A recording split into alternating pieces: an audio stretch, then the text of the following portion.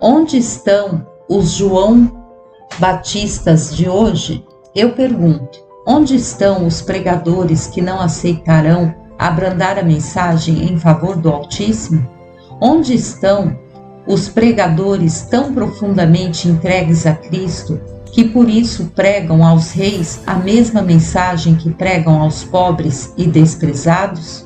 Tremo em pensar que é possível que eu ou qualquer outro pregador do Evangelho bloqueie os céus e leve os convertidos a se tornarem filhos do inferno 2 vezes mais. Mas isso está acontecendo hoje.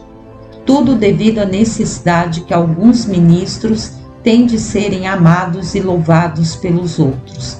Eles comprometem a verdade a fim de serem aceitos pelo mundo. Jesus se referiu a isso.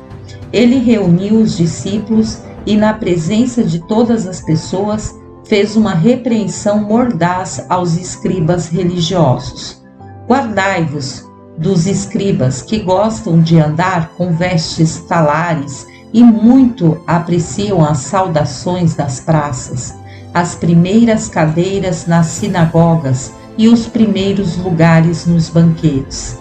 Lucas, capítulo 20, versículo 46. Resumidamente, ele estava dizendo ao povo: cuidado com os pregadores que adoram os louvores e elogios dos homens. Atenção com os que andam com suas Bíblias e amam a afeição e o aplauso das pessoas. Guardem-se dos líderes religiosos que querem a aprovação da sociedade. Uma igreja que seja aceita e aprovada pelo mundo é um oxímoro, uma contradição, é uma impossibilidade.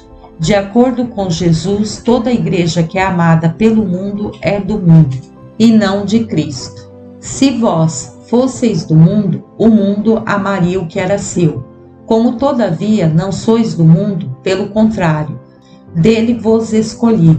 Por isso o mundo vos odeia. João capítulo 15, versículo 19. A minha vida foi muito influenciada pelos escritos de George Bowen, um missionário presbiteriano que trabalhou na Índia de 1838 a 1879. Bowen abriu mão de todo o sustento missionário para viver em cortiços e favelas como os moradores locais. Teve uma experiência muito frugal, quase em pobreza. Contudo, devido a essa escolha, deixou um testemunho do real poder de se viver em Cristo. Esse piedoso homem advertiu quanto à chegada de um espírito de anticristo. Ele identificou esse espírito de anticristo como sendo o espírito da sociedade moderna. Segundo Bowen, esse espírito de anticristo iria se infiltrar na igreja protestante com a mentalidade, os métodos e a ética moral da sociedade maior. O espírito do anticristo iria continuar com sua influência até que a sociedade e a igreja não pudessem mais ser diferenciadas. Com o passar do tempo, o mundo iria perder o ódio pela Igreja de Cristo e pelos crentes. Iria parar a perseguição e a igreja seria amada e aceita pelo mundo. Uma vez isso ocorrido, diz Bowen, esse espírito de anticristo teria assumido o trono. Vários meses atrás, quando as portas do Iraque estavam prestes a serem abertas às organizações cristãs de ajuda, o jornal New York Times trouxe um artigo derrogatório. Isso se pode esperar da imprensa liberal e secular. Eles poderiam aplaudir a distribuição de alimentos no Iraque, mas certamente não a pregação de Cristo.